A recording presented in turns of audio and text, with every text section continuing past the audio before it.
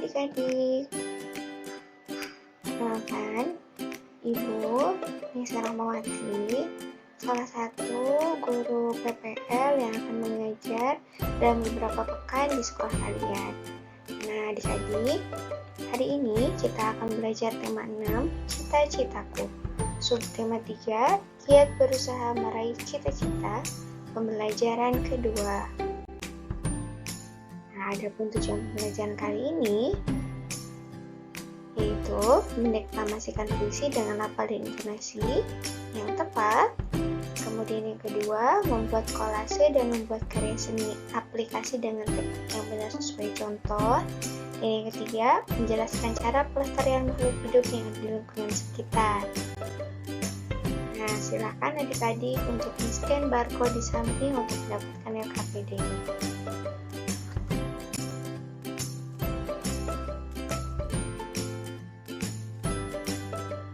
Kamu menemui anak-anak yang bekerja menjadi pemulung seperti di atas? Pernahkah kamu berpikir mengapa mereka bekerja di usia muda mereka? Apa yang dilakukan mereka? Apakah peran mereka di masyarakat? Nah, tahukah kamu adik-adik bahwa beberapa anak pemulung tetap sekolah? Mereka memiliki cita-cita juga seperti kamu. Bahkan, ada beberapa pemulung yang telah mencapai cita-citanya dengan gemilang. Coba, siapa ya? Kita cari tahu yuk. Nah, siapa ya ini yang gambarnya ada di foto? Nah, mari kita baca teks tersebut ya. Namaku Wahyudin, biasa dipanggil Wahyu. Aku anak pasangan buruh tani. Aku tinggal bersama kelima saudara tiriku dan 2 adikku. Selain orang tuaku. Karena kemiskinan, tidak ada satupun dari kakak tiriku yang dapat menamatkan sekolah dasarnya. Aku pun terancam demikian, karena kami tidak punya uang untuk sekolah. Tetapi aku bertekad, aku harus sekolah. Saat subuh, aku pergi mengumpulkan sampah plastik dan kardus untuk dijual. Pekerjaanku ini disebut memulung. Aku adalah seorang pemulung. Hasil dari memulung digunakan untuk membayar uang sekolahku. Aku memulung sejak usia 10 tahun, pada saat aku duduk di kelas 4 SD. Untuk menamatkan sekolah dasar, aku perlu tambahan biaya. Selain memulung, aku pun mengembalakan kambing tetangga sewaktu SMP. Aku juga berjualan gorengan. Apapun kulakukan agar aku dapat sekolah. Pada saat SMA, aku menjalani 7 profesi sekaligus agar aku dapat sekolah. Tapi meskipun demikian, aku selalu dapat menjadi juara di sekolahku. Pada tahun 2013, aku telah menyelesaikan kuliahku di Jakarta dengan tetap menjadi pemulung. Lalu, aku mendapatkan beasiswa untuk melanjutkan kuliah kembali di Institut Teknologi Bandung. Yang kini hampir selesai. Aku bangga telah mencapai cita-citaku untuk terus sekolah, meskipun dengan perjuangan yang panjang dan berat. Ya adik-adik, sekarang kita gali informasi berdasarkan teks Aku Sarjana Pemulung. Kita jawab pertanyaan yang ada di dalam diagram ini ya. Cita-cita Wahyudin apa? Oke, cita-cita Wahyudin bisa terus melanjutkan sekolahnya. Halangan yang dihadapi Wahyudin apa aja ya? Yang pertama, keterbatasan ekonomi keluarga. Yang kedua, orang tua hanya bertani. Dan yang ketiga, hidup dengan 7 saudara. Yang keempat, tidak punya uang untuk sekolah.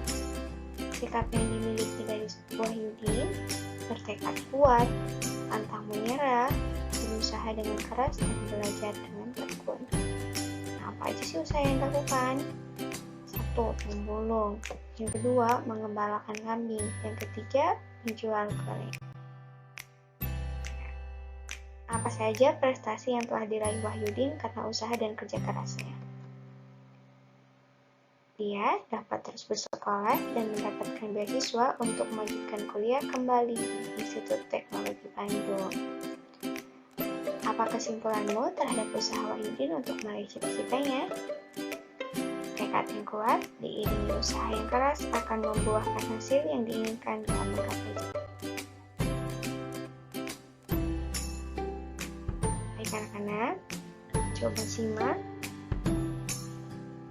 puisi berikut yang berjudul Sahabatku Seorang Pemulung, ciptaan D. Karitas. Tangan-tangan kecilmu begitu lincah mengais dan memilah sampah rumah. Kamu mencari plastik, bahkan kertas dan kardus. Berbekal karung dan tongkat kecil, kamu mencari dan menemukan barang-barang yang telah dibuang pemiliknya untuk ditukarkan kepada para pengepul. Aku mengagumi sahabatku. Kamu tak pernah menyerah. Kamu tidak pernah mengeluh. Kamu selalu bersemangat. Semoga kamu dapat mencapai cita-citamu. Seperti aku pun berjuang untuk itu. Mari kita saling mendukung untuk menjadi yang kita mau. Nah, baik anak-anak, tadi adalah puisi yang Ibu deklamasikan. Kalian bisa mencobanya nanti.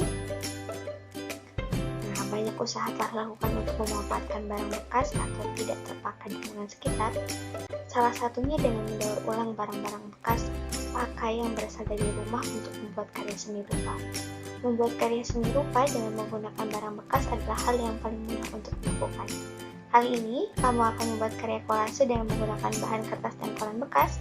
Tahukah kamu tentang kolase? Oke, kolase adalah teknik untuk membuat karya seni rupa dua dimensi dengan cara memotong dan menempel. Bahan yang digunakan terdiri atas berbagai bahan, seperti kertas, kain, kaca, logam, kayu, dan lainnya, yang ditempelkan pada permukaan gambar. Nah, contoh kolase diantaranya, nah ini adalah kolase dari daun. Nah, ini adalah kolase dari biji-bijian. Dan ini ada kolase dari kertas. Nah, sekarang kalian bisa membuat kolase dengan cara sebagai berikut. Siapkan bahan berikut ini.